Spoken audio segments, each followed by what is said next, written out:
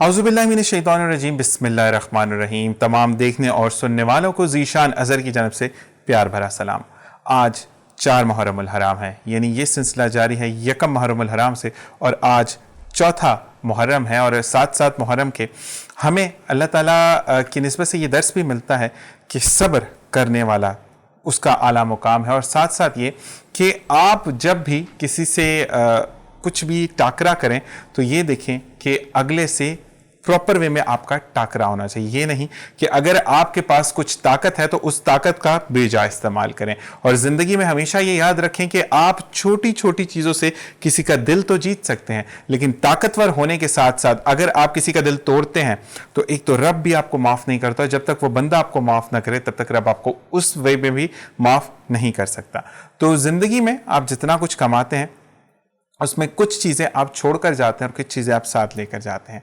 जिसमें आप छोड़कर जाते हैं आपका इखलाक, आपका मौजूद होना और आपका हक पर फैसला करना, जो कि आपके जाने के बाद लोग आपको याद करते हैं, आपके बारे में मिसालें दी जाती हैं और ये कहा जाता है कि अगर ये काम वो शख्स होता तो वो ऐसे अंजाम देता। और जब आपको कब्र की आगोश में दिया जाता है तो नामा अमाल आपके साथ ही दफन होता है। वो तयन करता है कि आप का सिम्त किस तरफ जाना है, यानी आप बुराइयों की तरफ ज़्यादा हैं या आप अच्छाइयों की तरफ ज़्यादा हैं। तो कोशिश ये कीजिए किसी की दिल आज़ारी मत करें और छोटी छोटी चीज़ों से आप अपनी ज़िंदगी को बेहतर से बेहतरीन बना सकते हैं। आज हमें जिन्होंने ज्वाइन किया है उनके बारे में बताते चलूँ कि माशाल्लाह से आप इलामा तो हैं लेकिन साथ साथ होम्योपैथिक डॉक्टर भी हैं। तो आज स्टार्टिंग में ही मैं इनसे पूछूँगा कि आजकल की जो फोकसिंग लाइफ है उसके अंदर हम ये कहते हैं कि हम सिर्फ एक सिम्त में रहकर ज़िंदगी गुजार सकते हैं।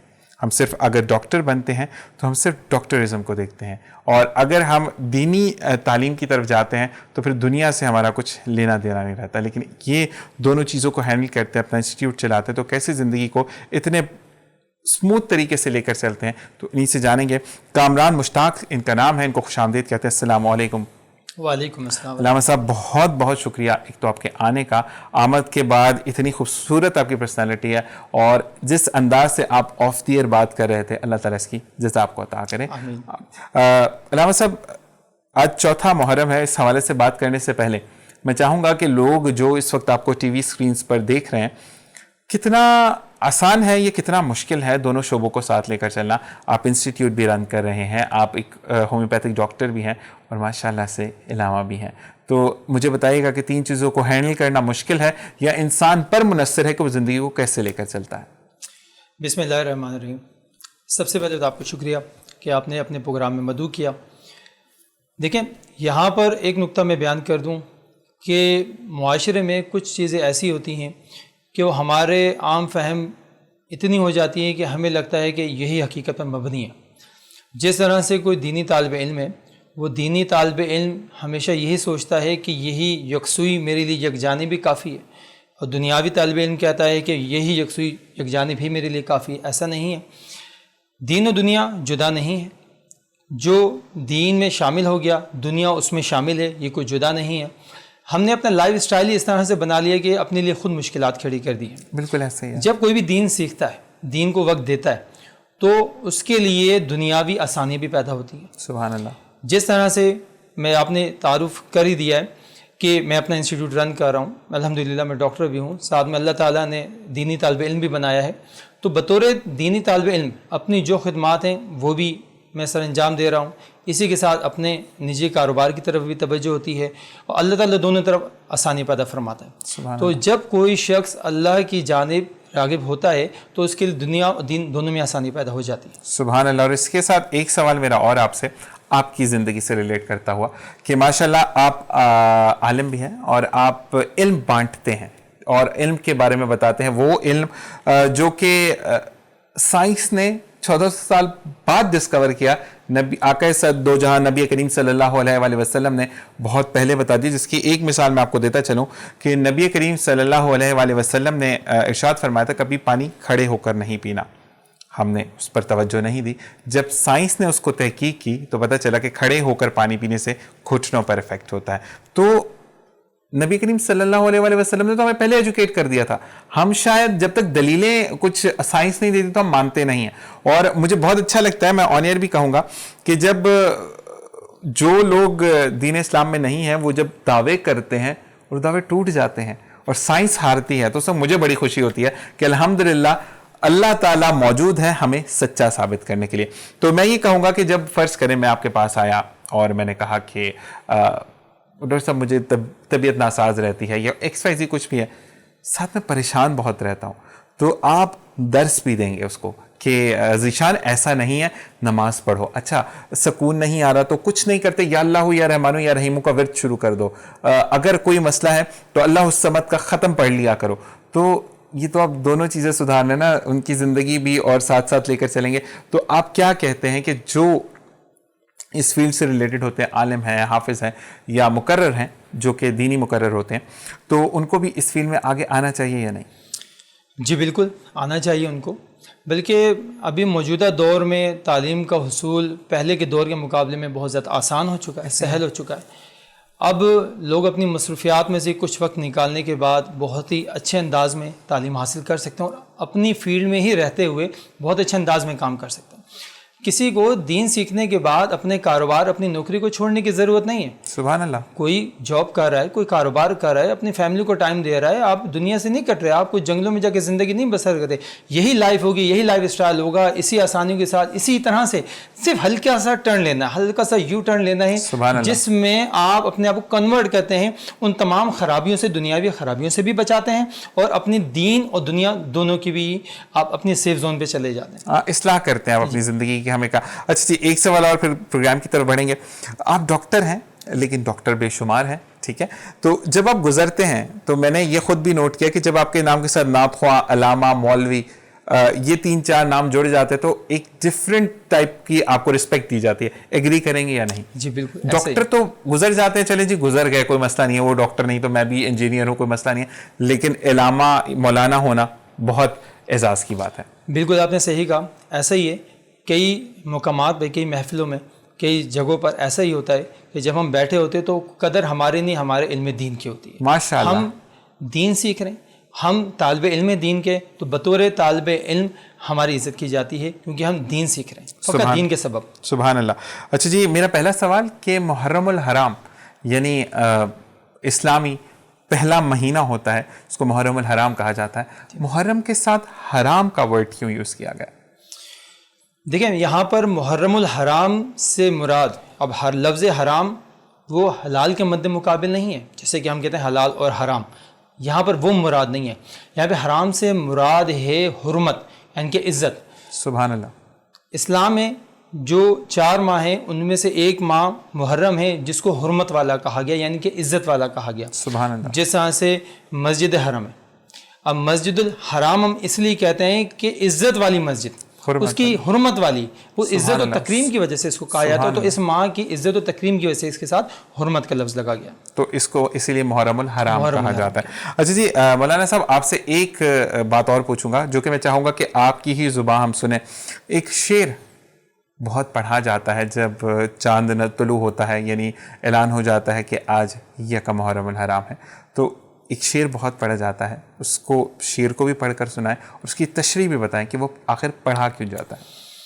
जी, वो शेर जो उमूमी तौर पे मुहर्रम में पढ़ा जाता है वो कुछ इस तरह से है कि कत्ले हुसैन असल में मर्गे यजीद है, इस्लाम जिंदा होता है हर करबला के बाद। अब इस शेर के लिखने वाले को तो मैं नहीं जानता, अलबत्ता इस शेर में बताया जा रहा है कि इमाम आली मुकाम इमाम हुसैन रज़ियल्लाहु ताला अन्हु वो शहीद हुए बज़ाहिर, चूँकि कुरान में अल्लाह ताला ने सूरह बकरा में फरमाया कि जो ज़िंदा हैं, शहीद हैं, वो ज़िंदा हैं।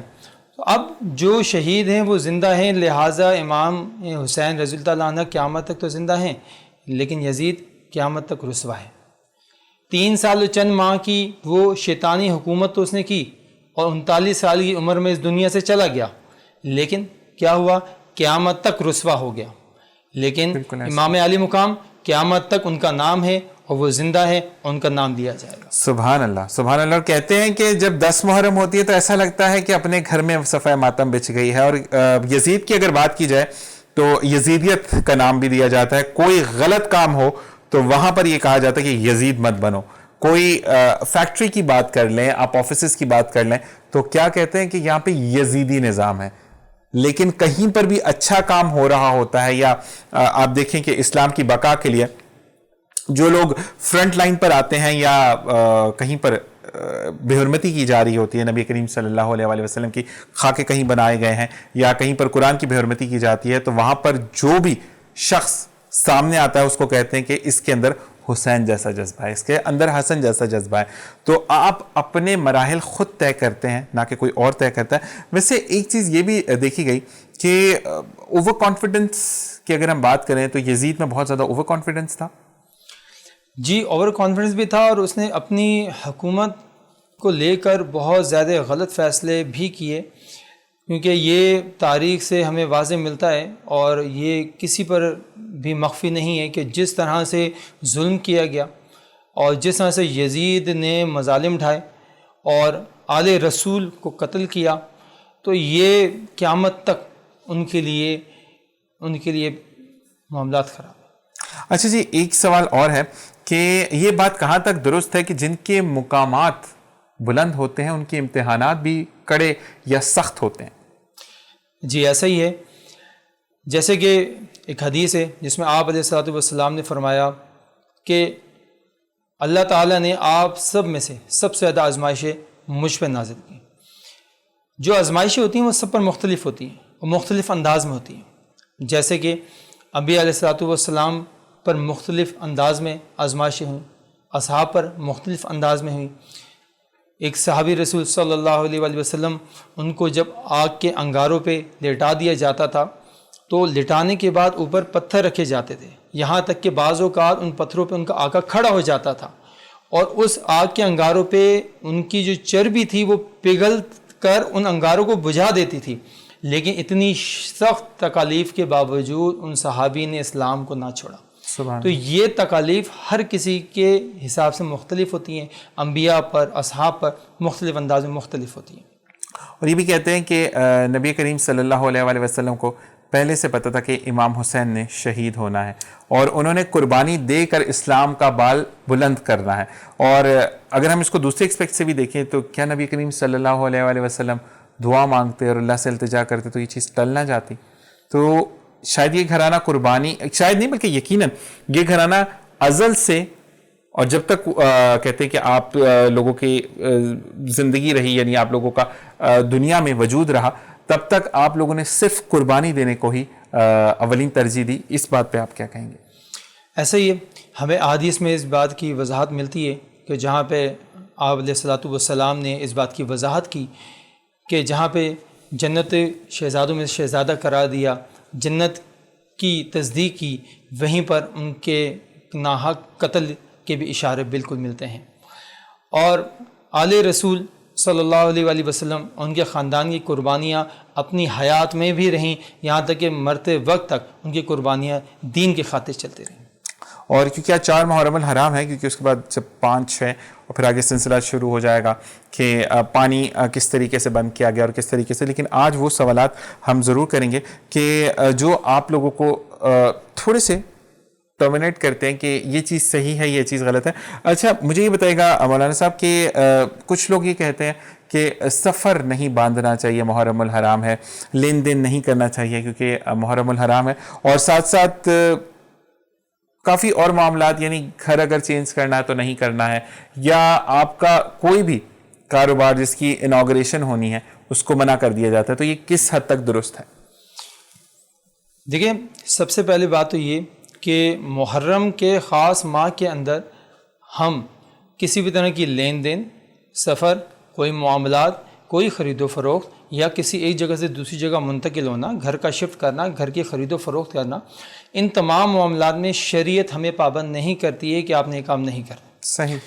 اسی کے دوسرے پس منظر میں اس بات کا بھی خیال رکھا جائے کہ ان تمام معاملات میں جہاں پر ہمیں شریعت اجازت دیتی ہے وہاں پہ دوسرا طریقہ یہ بھی ہے کہ کسی کام کی کرنے سے پہلے اللہ سے مشورہ کر لینا چاہیے، یعنی کہ ہمیں استخارہ کر لینا چاہیے، اور باقی اس میں کوئی ممانعت نہیں ہے۔ شریعت نے ہمیں اس ماہ میں ان تمام معاملات سفر اور خرید و فروخت کے معاملے میں منع نہیں کیا۔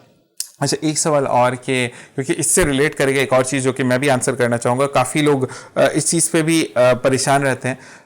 کچھ بچیاں ایسی ہوتی ہیں جن کے جہاں پر رشتے جڑتے ہیں وہ لڑکا ملک سے باہر ہوتا ہے اور اس کو چھٹی ہی اسی ٹائم مل رہی ہوتی ہے کہ جب وہ محرم الحرام ہو، تو اس دوران بات پکی کرنا، نکاح کرنا کیا غلط ہے یا شریعت اس کی اجازت نہیں دیتی ہے؟ شریعت میں اجازت ہے۔ محرم الحرام میں یہ حرمت والے، جیسے میں نے پہلے عرض کیا کہ حرمت والا مہینہ ہے، تو لہٰذا یہ تمام معاملات کرنے میں لوگ احتیاط کرتے ہیں، کرنی بھی چاہیے، لیکن جس طرح سے آپ نے ایک کنڈیشن بیان کی کہ اب وہی وقت ہے اسی میں معاملات کرنے ہیں، اس میں کوئی حرج نہیں ہے، شریعت ہمیں منع نہیں کرتی۔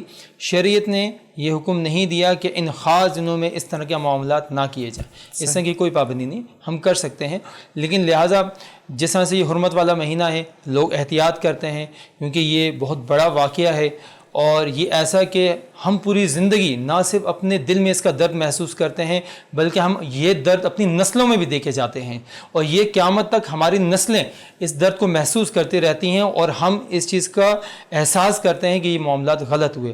تو لہٰذا یہ احتیاطاً نہ کیا جائے، کوئی مسئلہ نہیں ہے، لیکن شریعت نے ہمیں کوئی پابند نہیں کیا۔ خاص ان دنوں کے اندر شادی بیاہ کے معاملات یا رشتے کا طے کرنا ہے، اس میں کوئی ممانعت نہیں ہے۔ اچھا، ایک چیز اور، کیونکہ آپ جب بھی جیسے میں نے سٹارٹنگ آف دا پروگرام کہا کہ امتزاج ہے، دین اور دنیا دونوں مل کر چلیں تو زندگی آسان گزرتی ہے۔ یوتھ جتنی ہماری ہے وہ بڑی وائبرنٹ ہوتی ہے، یا اگر میں یوتھ کی بات کروں تو وہ بہت زیادہ ایڈونچرس بھی کہہ لیں یا بہت زیادہ وائبرنٹ ہوتی ہے۔ تو مجھے یہ بتائیں کہ ان خاص 10 دنوں میں کہتے ہیں کہ کلرفل کپڑے نہیں پہننے چاہیے، صرف کالا لباس جو ہے وہ زیب تن کرنا چاہیے، تو یہ کس حد تک ٹھیک ہے؟ دیکھیں، یہاں پر میں کوٹ کروں گا اعلیٰ حضرت امام احمد رضا کا قول۔ اعلیٰ حضرت نے ان دنوں کے اندر 3 رنگوں کو پہننے سے منع فرمایا، ایک کالا، ایک لال اور ایک ہرا، لیکن اگر کوئی پہن لے گا تو کوئی گناہ نہیں ہے، لیکن اس کے برعکس دوسرا کہ کسی رنگ کو خاص کر لینا یا انہیں رنگ کا پہننا، یہ بھی درست نہیں ہے۔ صحیح۔ تو مطلب ضروری نہیں ہے کہ آپ صرف کالا ہی پہن کر رکھیں، آپ کوئی بھی کپڑا پہن سکتے ہیں۔ اچھا، ایک چیز اور ہوتی ہے کہ اگر غم دل میں نہ ہو تو بظاہر دکھانے سے تو کوئی فائدہ نہیں ہے، اور اگر آپ کچھ چیز دکھاوے کے لیے کرتے تو شاید خدا کو بھی ناپسند ہوتی ہے، کہ اگر ہم دکھاوے کے لیے، جیسے لوگ کہتے ہیں میں نے اتنی زکوٰۃ دے دی، میں نے اتنا جو ہے وہ لوگوں کی مدد کر دی، تو دکھاوا جہاں پر آیا تو وہاں پر تو اللہ ثواب بھی ختم کر دیتا ہے، کیونکہ آپ واہ تو دنیا میں بٹور چکے ہیں۔ تو اس حوالے سے اگر ہم بات کریں، جو لوگ روزہ رکھتے ہیں، 10 دن کا روزہ رکھتے ہیں، اور الحمدللہ جو لوگ اللہ تعالیٰ ان کو توفیق عطا فرمائے کہ روزوں کے ساتھ ساتھ اتنا بھی یاد رکھیں کہ آپ کے اڑوس پڑوس میں کوئی بھوکا نہ سوئے، کیونکہ نبی کریم صلی اللہ علیہ وسلم کا یہ خاص پیغام بھی ہے، ان کا ارشاد بھی ہے کہ آپ کے ارد گرد کا پڑوسی نہ آپ سے تنگ ہو، نہ وہ بھوکا سوئے۔ ہمارے یہاں پر یہ ہوتا ہے کہ اپنا اچھا ہو، باقی کسی کا کچھ پتہ نہیں ہوتا۔ تو ان روزوں کے بارے میں کیا ہے کہ اس میں کچھ دوست احباب ایسے ہیں جو کہتے ہیں کہ بس تھوڑا سا لمیٹڈ کھا لو، روزہ رکھو، اور جب افطار کرو تو بالکل کچھ نہیں ہونا چاہیے، تو ایسا بھی کچھ شریعت میں ہے؟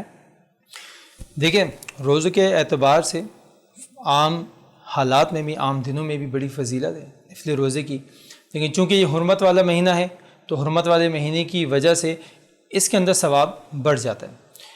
اور اس میں جب روزہ رکھا جاتا ہے تو روزے کے اعتبار سے، کیونکہ ہم جو روزہ رکھتے ہیں ہمیں صرف خلوص نیت سے وہ روزہ رکھا جاتا ہے، کیونکہ پروردگار ہمارے اس خلوص نیت کو جانتا ہے، کیونکہ اللہ تعالیٰ تک ہمارے وہ خلوص کے ساتھ وہ چیز پہنچتی ہے۔ تو ہمیں روزہ رکھنے کے ساتھ ساتھ اس چیز کا احتیاط رکھنی چاہیے کہ ہم اس کے مقاصد کو بھی جانیں، ان کے فضائل کو بھی جانیں، تاکہ اس روزے کی صحیح روح تک ہم پہنچ سکیں۔ سبحان اللہ۔ اچھا جی، ان 10 دنوں میں، یعنی یکم محرم الحرام سے لے کر 10، کیونکہ 10 پر عاشورہ ہوتا ہے اور شہادتیں ہو گئیں اور سب کچھ وہاں سے پھر قافلے چلے، وہ آگے کی بات ہے کیونکہ ابھی ہم چوتھے محرم پر ہیں. تو مجھے بتائیں کہ ان دن میں 10 دنوں کے اندر کون سا ایسا خاص عمل ہے جو کہ ہمیں جاری رکھنا چاہیے؟ دیکھیں جیسے کہ آپ نے روزوں کی بات کی تو ابتدا تو میں یہیں سے کروں گا کہ روزہ جو ہے وہ ہمیں رکھنا چاہیے، یہ نفل ہے.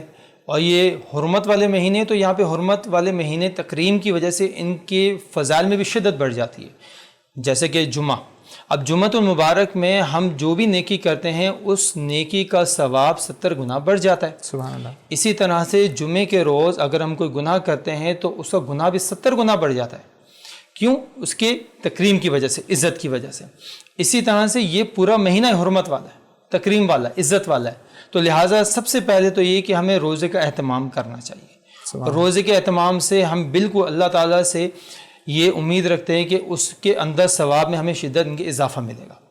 اس کے علاوہ ان ایام کے اندر ہمیں اچھے سے معلوم ہے کہ جیسے کہ ہر مسلمان پہ نماز فرض ہے، وہ نماز کی پابندی کرے، دوسرے کے حقوق کا خیال رکھے، وہ تمام پڑوسی رشتہ دار ان کے حقوق کو بجا لاتے ہوئے ان کا خیال رکھے کہ ان کو کسی چیز کی تو ضرورت نہیں، صدقہ و خیرات زیادہ کرے کہ اس میں فضیلت زیادہ ہے. سبحان اللہ. بریک پر جانے سے پہلے میں آپ کو بتاتا چلوں کہ نبی کریم صلی اللہ علیہ وآلہ وسلم کی ذات مبارکہ سے ہمیں یہی درس ملتا ہے کہ ہمیں حسن اخلاق کے ساتھ زندگی گزارنی ہے. حسن اخلاق جتنا ہوگا اتنے ہی لوگ ہمیں پسند کریں گے، اور نبی کریم صلی اللہ علیہ وآلہ وسلم کی امتی ہونے کے ساتھ ساتھ ہمیں اس چیز کو بھی پروف کرنا ہے کہ ہم ان کے پیروکار ہیں، یعنی ان کی بتائی ہوئی تعلیمات پر زندگی گزارتے ہیں. اسی کے ساتھ ایک وقفہ. السلام علیکم ورحمۃ اللہ.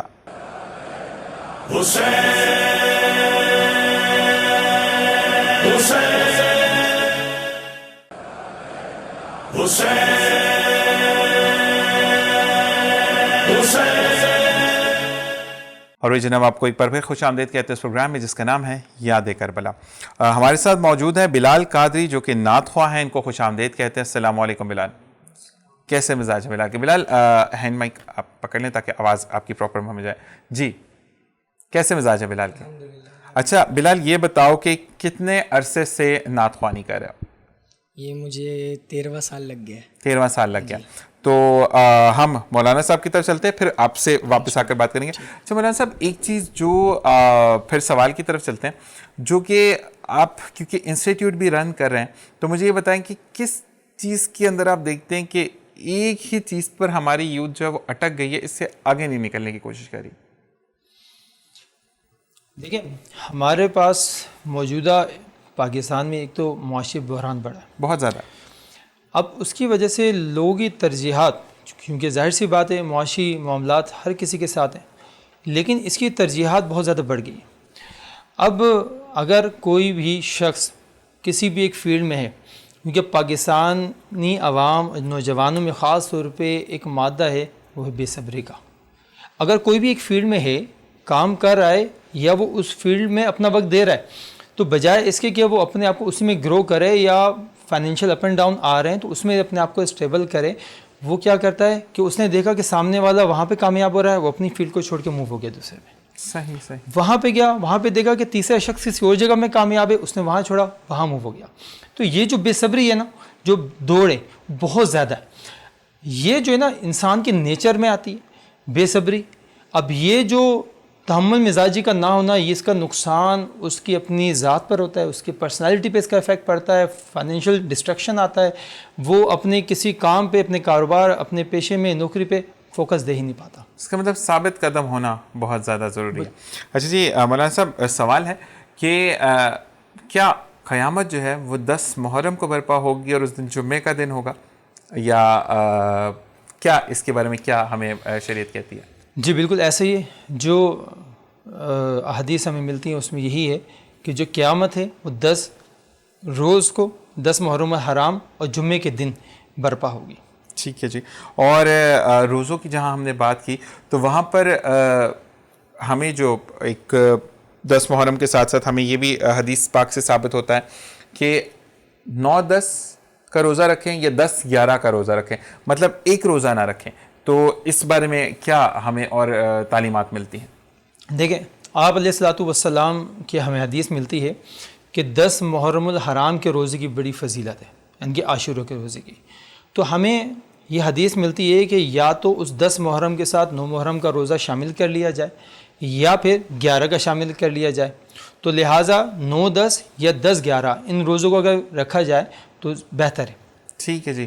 اچھا جی, مجھے ایک چیز پوچھنی ہے کیونکہ میں نے پڑھی بھی اور لوگوں کا بھی سوال آیا کہ سرما لگانا 10 محرم کو یہ لازمی ہے یا یہ صرف ہماری جو ہے وہ جیسے کافی چیزیں ہم خود ایزیوم کر لیتے ہیں, تو شریعت میں ہے کہ ہمیں 10 محرم کو سرما لگانا ہے, اور اگر سرما لگانا ہے اس دن روزہ ہو تو کیا کریں؟ دیکھیں سرما ایک تو سنت ہے اور دوسرا کہ اس کی میڈیکل ایفیکٹ بھی بڑے اچھے ہیں, تو ہمیں سرمے کا استعمال کرنا بھی چاہیے, سنت کی نیت سے بھی کرنا چاہیے اور ہمارے آنکھوں کی لیے بھی بہتر ہے. دوسرا آپ نے اس کے ساتھ سوال جوڑا کہ اگر ہمارا روزہ ہو تو ہم کیا کریں. روزے پر سرما لگانے سے کوئی اثر مرتب نہیں ہوتا, یعنی کوئی حرج نہیں ہوتا, یہاں تک کہ سرما آپ لگائیں روزے میں روزے نہیں ٹوٹے گا. اگر وہ محسوس ہو حلق کے اندر تو اس سے سرما لگانے سے روزہ ضائع نہیں ہوگا, روزے میں لگایا جا سکتا ہے سرما. ٹھیک ہے جی. اور ایک چیز اور کہ اگر یہاں پہ شریعت کی بات ہو رہی ہے تو سم ٹائم ایسا ہوتا ہے کہ آپ نے روزہ رکھا ہوا ہے, کچھ لوگوں کو ایستھمیٹک اٹیک آ جاتا ہے, تو کچھ سلی آپ انجیکٹ کروا سکتے ہیں اس شخص کی جان بچانے کے لیے, یا جیسے ہی انسرٹ یعنی آپ کی پرک ہوگی نیڈل یا سوئی کو آپ باڈی کے اندر داخل کریں گے تو روزہ وہیں ختم ہو جاتا ہے؟ اس بارے میں شریعت کیا کہتی ہے؟ علماء کرام یہ مسئلہ بیان فرماتے ہیں کہ روزے کی حالت میں ضرورتاً اگر آپ انجیکشن لگواتے ہیں تو انجیکشن کے لگوانے سے روزہ نہیں ٹوٹتا. صحیح. اچھا جی, ایک چیز کہ خواتین کسی عذر کی وجہ سے رمضان کے روزے نہیں رکھ سکتی, وہ قضا رکھ رہی ہیں, تو جو یہ 10 ایام ہیں اس کے اندر وہ قضا روزے رکھ سکتی ہیں یا محرم کے 10 دنوں کے بعد وہ قضا روزے پورے کریں گی؟ دیکھیں جن اسلامی بہنوں نے روزہ رکھنا ہے اور وہ قضا روزہ رکھنا ہے تو وہ عاشورہ کے روزہ بھی رکھ سکتی ہیں, ان دنوں میں بھی رکھ سکتی ہیں, شروع کے 10 ایام میں بھی رکھ سکتی ہیں اور پورے ماہ میں بھی رکھ سکتی ہیں. اب ان تمام روزوں میں محرم الحرام میں کبھی بھی وہ روزہ رکھیں گی, وہ قضا کی نیت کریں, وہ قضا ادا ہو جائے گی. اور اگر کسی اسلامی بہن پر قضا ہے اور اس نے نیت نہیں کی کہ نفل ہے یا قضا, تو وہ قضا ہی ادا ہوا, کیونکہ نفل پہ قضا جو ہے وہ ترجیح ہے. اچھا, 2 سوالات اور ہیں اسی ریلیٹڈ, کیونکہ کافی لوگوں کا کچھ لوگوں کا یہ ماننا ہے کہ 1-2 دفعہ میرے ساتھ بھی ہوا کہ سحری سے کچھ ٹائم پہلے آنکھ لگ گئی اور جس وقت آنکھ کھلی تو اذان ختم ہو رہی تھی. خیر میں اگر اپنی بات کروں تو میں نے روزے کو کنٹینیو کیا کیونکہ میری نیت تھی. عمل کا دار و مدار نیت پر ہوتا ہے. کچھ لوگ یہ کہتے ہیں کہ روزہ ہوتا ہی نہیں ہے جب تک نفل کی آپ سحری نہیں کرتے, تو یہ کہاں تک صحیح ہے, یا آپ کا جو روزہ ہے وہ تو آپ کی نیت پر ڈیپینڈ کرتا ہے؟ نہیں, جب جو روزہ ہے وہ ہو سکتا ہے, البتہ جس طرح سے نفل روزے میں یہ احتیاط ہوتی ہے جیسے خواتین ہیں وہ اپنے شوہر کی اجازت کے بغیر نہیں رکھ سکتے. بالکل اس میں احتیاط نہیں. سحری کا تو کوئی پابند نہیں ہے نا, کہ فرض کریں کہ میں 3 بجے کھانا کھایا, مجھے 4 بجے بھوک نہیں لگے گی, تو آپ رکھ سکتے ہیں نا روزہ. جی بالکل. ٹھیک ہے جی. دوسری چیز یہ کہ خواتین کو اللہ کی طرف سے رمضان کریم میں چھوٹ ہے کہ وہ روزے چھوڑ سکتی ہیں, وہ بہتر سب جانتے ہیں. لیکن کچھ لوگ جو ہیں وہ آج کل کا جو ٹرینڈ چل رہا ہے یا فیشن ماڈرن زمانہ ہم کہیں گے, اس میں یہ کہا جاتا ہے کہ ٹھیک ہے ابھی نہیں رکھیں گے تو ہم رمضان کے بعد کبھی روزے رکھ لیں گے, کیونکہ آج موڈ نہیں تھا یا شاید ہمیں بھاری کام کرنا تھا تو ہم روزہ نہیں رکھ پائے. تو کیا وہ بھی اس طریقے سے قضا پوری؟ کیونکہ میری جتنی میں نے پڑھی ہے کہ اگر آپ بغیر کسی عذر کے یعنی آپ کی جان پر نہیں بنی, آپ رمضان کا روزہ چھوڑتے ہیں تو آپ ساری زندگی بھی روزہ رکھے اس کی قضا ادا نہیں ہوتی. دیکھیں رمضان کے جو روزے ہیں ان کی فضیلت رمضان کے بعد اس کی قضا ادا کرنے کے باوجود وہ فضیلت نہیں پہنچ سکتے, کیونکہ ان کی فضیلت بے شمار ہے. البتہ بغیر کسی شرعی عذر کے روزے کا چھوڑنا سخت گناہ ہے. صحیح. تو اس میں احتیاط کرنی چاہیے, ہمیں ان چھوٹے چھوٹے آزار کی بنا پر روزہ نہیں چھوڑنا چاہیے, یہ سخت گناہ ہے. ٹھیک ہے جی. اچھا جی, 10 محرم کو یہ کہا جاتا ہے کہ غسل کرنا جو ہے وہ ایک روایت میں یہ بھی لوگ کہتے ہیں کہ اس سے صحت اچھی رہتی ہے سارا سال. اور دوسرا, کیا روزے کی حالت میں ناخن کاٹنا یا محرم کے ان 10 ایام میں ناخن کاٹنا اس کی اجازت ہے یا نہیں؟ جی بالکل. آپ نے ایک تو غسل کا معلوم کیا, تو بالکل غسل وغیرہ کرنا چاہیے, بہتر ہے. کر لینا. اور جہاں تک ناخن کاٹنے کا ذکر ہے، ناخن کاٹنے کا اس سے کوئی معاملہ نہیں ہے. ناخن کاٹنے کی پابندی فقط وہاں پر آتی ہے جہاں پر آپ قربانی کے ایام شروع ہوتے ہیں، اور وہاں پہ اس کا شرعی جو مسئلہ وہ مستحب عمل ہے. اگر کوئی قربانی کرنا چاہے اور پھر بھی وہ ناخن کاٹ لے تو گنہگار وہ بھی نہیں ہوگا، کیونکہ یہ مستحب ہے. اور ان ایام میں محرم الحرام میں ناخن کے نہ کاٹنے کا سوال ہی پیدا نہیں ہوتا. شریعت میں ایسا کچھ نہیں ہے. ناخن بال ان تمام چیزوں کو کاٹا جا سکتا ہے. ٹھیک ہے جی. اور عاشوراء کے دن صدقہ کرنے کا کیا اجر و ثواب ہے، اس پہ تھوڑی سی روشنی ڈالیے گا. صدقہ احادیث میں ہمیں بہت زیادہ اس کی ترغیب ملتی ہے، اور جہاں پر ہم نے پہلے ذکر کیا کہ جو حرمت کے ایام یا اوقات ہوتے ہیں تو ان میں ان کی ثواب بھی بڑھ جاتا ہے. جیسے جمعہ، اس میں اس کا ثواب بڑھ گیا. اسی طرح سے ان ایام کے اندر صدقے کا بھی ثواب کئی گنا زیادہ بڑھ جاتا ہے. تو ہمیں چاہیے کہ ان ایام میں خاص طور پہ ہم زیادہ سے زیادہ صدقہ خیرات کریں. ٹھیک ہے جی. اور کیونکہ ہم ٹورڈس ٹو اینڈ ہے مولانا صاحب پروگرام کے، تو مجھے یہ بتائیے گا کہ 10 محرم کو نیاز جو ہے وہ تقسیم کی جاتی ہے. شہر کراچی کی بات ہو یا پورے پاکستان میں، الحمدللہ جہاں جہاں مسلمان ہیں وہ عقیدت میں جو ہے وہ نیاز تقسیم کرتے ہیں.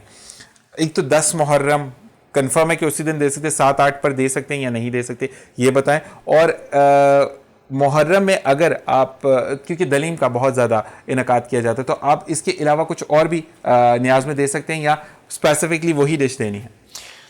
سب سے پہلے تو یہ کہ 10 محرم کو ان تمام چیزوں کا اہتمام کرنا بہت اچھا ہے، افضل و اولیٰ ہے اس کے دن کی خاصیت کی وجہ سے. لیکن 10 محرم الحرام کے علاوہ اس سے پہلے یا بعد کسی بھی ایام میں ان تمام چیزوں کا اہتمام کیا جا سکتا ہے. اب خاص طور پہ اگر ہم چند مخصوص چیزیں یہ کہہ لیں کہ یہی خاص وہ چیزیں ہیں جن سے یہ صدقہ نیاز دی جا سکتی ہے، تو ایسا نہیں ہے. نیاز دراصل ہے کیا؟ نیاز میں بنیادی طور پہ ہم جو چیز بنا رہے ہیں وہ ہم دے رہے ہیں بطور صدقہ، کسی کو کھلا رہے ہیں یا کسی کو دے رہے ہیں، وہ بطور صدقہ اللہ تعالیٰ کی رضا حاصل کرنے کے لیے.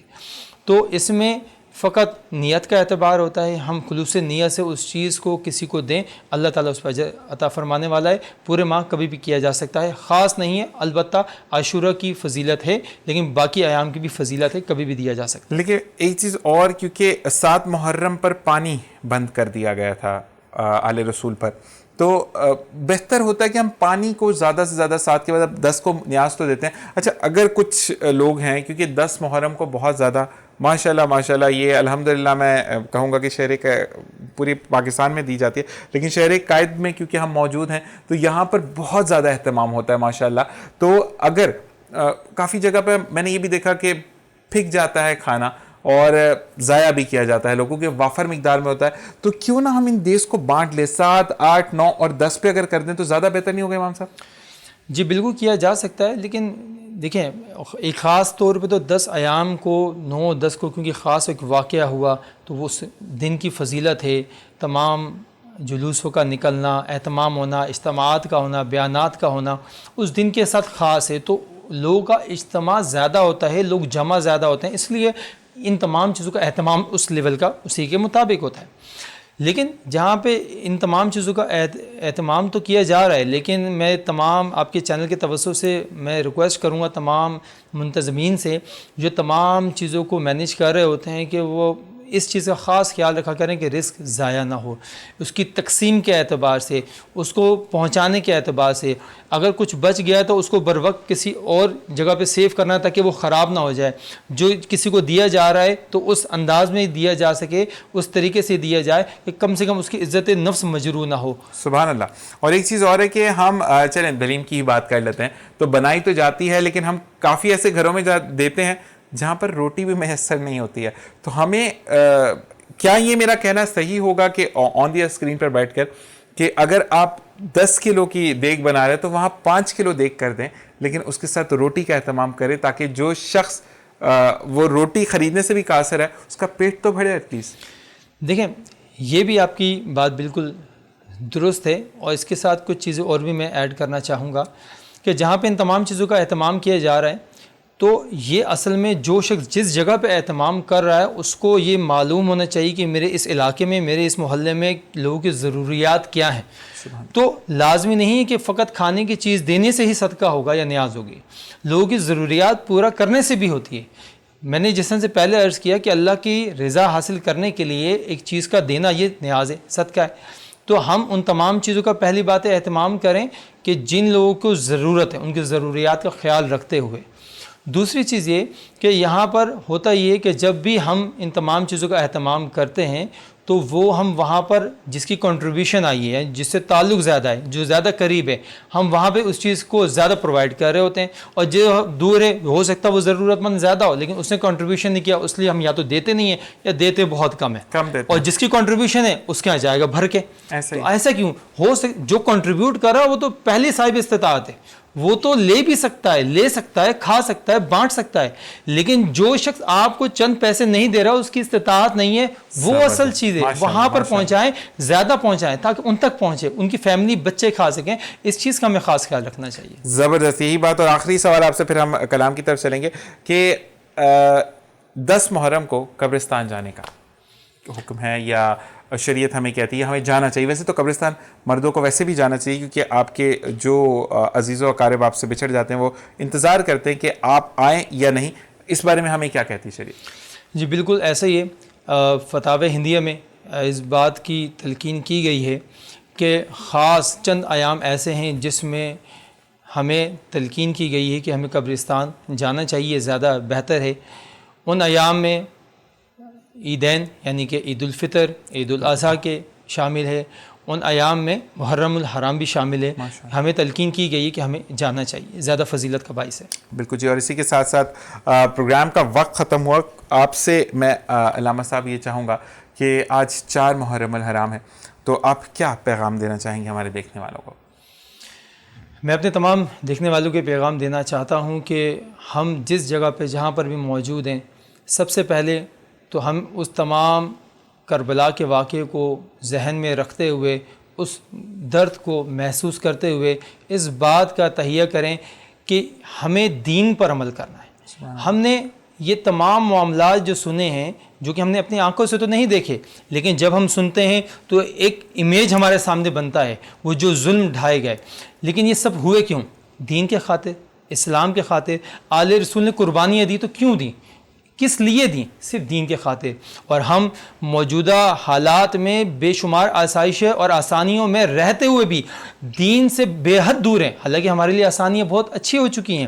تو ہمیں اس بات کا خیال رکھنا چاہیے، ہمیں تہیہ کرنا چاہیے کہ ہم علم دین سیکھیں گے اور دوسروں کو سکھائیں گے اور ہم اپنی زندگی کے اندر، اپنے گھروں کے اندر دین کو لے کر آئیں گے. سبحان اللہ، سبحان اللہ. کامران مشتاق صاحب بہت بہت شکریہ آپ کا کہ آپ پروگرام میں تشریف لائے اور انشاءاللہ آپ سے پھر ملاقات ہوگی. بلال قادری، آپ کی منقبت پر ہم پروگرام کا اختتام کریں گے لیکن جاتے جاتے میں آپ سب سے یہ کہوں گا کہ زندگی میں جب بھی آپ کچھ بہتر کرنے کی کوشش کریں تو اپنے رب کا نام ضرور لیں، یعنی بسم اللہ الرحمن الرحیم پڑھیں اور پھر درود پاک سے کام کو شروع کریں. تو یہ میں گارنٹی دیتا ہوں کہ اللہ تعالیٰ آپ کے کام کو آسانی کرے گا، بشرط وہ کہ کسی کی زندگی کے اوپر اٹیک نہ ہو یا کوئی ایسا کام منفی نہ ہو کہ جس سے کسی کو نقصان ہو. اگر آپ بہتری کے لیے تیار ہیں تو اللہ آپ کا حامی و ناصر ہوگا. مجھے، میری ٹیم کو، میری فیملی کو اپنی دعا میں یاد رکھیے گا. بلال قادری کے منقبت کے ساتھ پروگرام کا اختتام ہوگا. اللہ نگہبان. بسم اللہ الرحمن الرحیم. اعوذ باللہ من الشیطان الرجیم. بسم اللہ الرحمن الرحیم. میرے دل کی زمین پر ہے قدم زہرا کے بچوں کا.